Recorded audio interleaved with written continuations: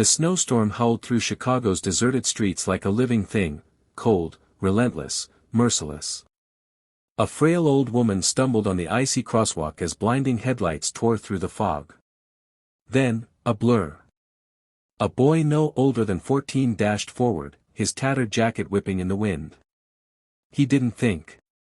He didn't hesitate. He just moved. A moment later, the world exploded with the sound of screeching tires and shouts. And by the time it was over, the boy lay trembling beside the woman he had just saved, his breath shallow, his hands raw from the ice. No one watching that night could have imagined what that single act of courage would unleash. Because by the time the sun rose again, the life of that boy, and an entire family, would change forever. Malachi had learned early that life didn't hand out mercy. At 14, he was already the man of his small world, a world made of cracked pavements, alleyways, and the dull echo of train wheels. Each morning before dawn, he dragged his squeaky cart through the biting cold, collecting bottles and cans to trade for enough money to buy his grandfather's medicine. His grandfather, old, frail, and coughing through every night, was the only family he had left. And though the world had forgotten them, Malachi refused to give up. But that morning was crueler than most. The bullies who prowled the block spotted him again. "Hey, bottle boy," one sneered, snatching a can from his cart. Malachi didn't fight back. He couldn't afford to lose what little he had. When they finally walked away laughing, he stood in the snow, humiliated but unbroken. He whispered to himself, "I'll do better, Grandpa. I promise." Moments later, fate decided to test that promise. An elderly woman, neatly dressed, her silver hair tucked under a velvet hat, stepped off the curb. Her cane slipped. She fell, her purse spilling onto the icy street. And as the roar of an oncoming delivery truck filled the air, everyone else froze. Everyone but Malachi. Without a second thought, he sprinted forward, skidding on the ice, grabbing her by the arm and dragging her clear just as the truck screeched to a halt inches away. The woman gasped, trembling. "Oh my heavens," she whispered. You saved my life." Malachi just nodded, helping her stand. "You should be careful. It's not safe out here." Her eyes glistened as she studied him. "You're a brave boy. What's your name?" "Malachi," he said quietly. She smiled faintly. "Malachi. I'm Margaret Whitmore." He didn't know it then, but that name would change his life forever. Before leaving, she pressed a crisp $20 bill into his palm. "Consider this a thank you, for now. Come to the cafe on Franklin and Elm tomorrow, at noon. I want to talk to you." As she walked away, her words echoed through the freezing air. Sometimes, young man, courage is noticed by the right eyes. That night, Malachi sat beside his sleeping grandfather, staring at the $20 bill. He didn't know whether to feel lucky or afraid. The next day, curiosity led Malachi to the grandest house he'd ever seen, a 3-story brick mansion with iron gates and marble steps. It didn't belong to his world. Margaret welcomed him with warmth, offering hot cocoa and a kind smile.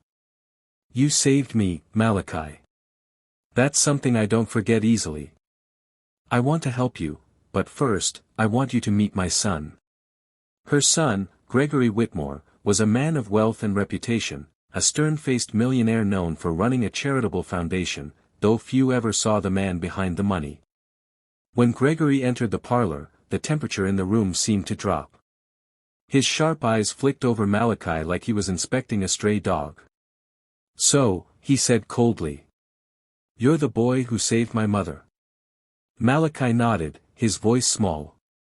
"Yes, sir." Gregory leaned back in his chair.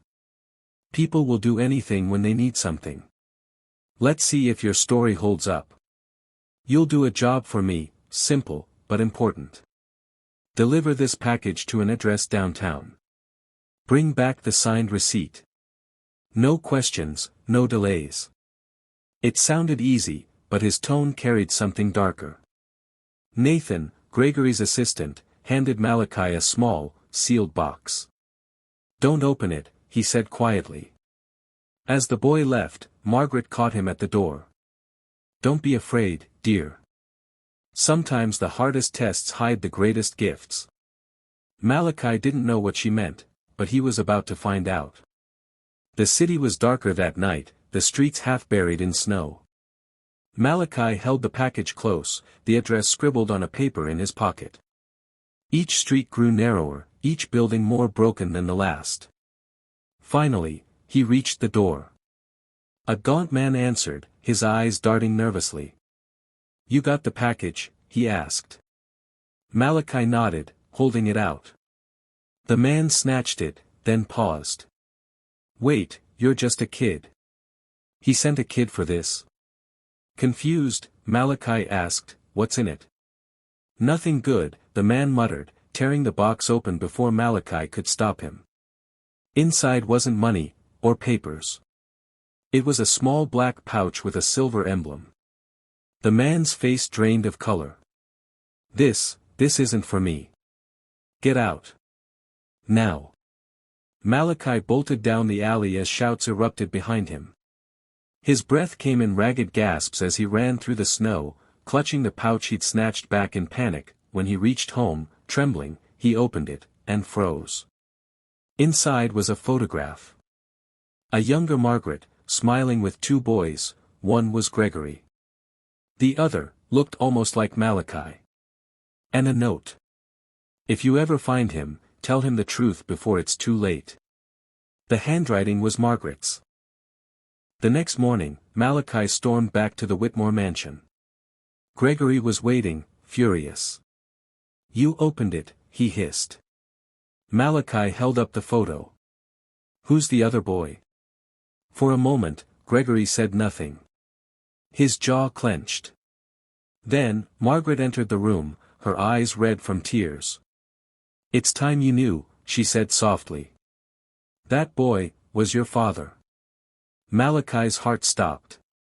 Years ago, before Gregory took over the family empire, Margaret's youngest son, Daniel, had left home to live a simple life.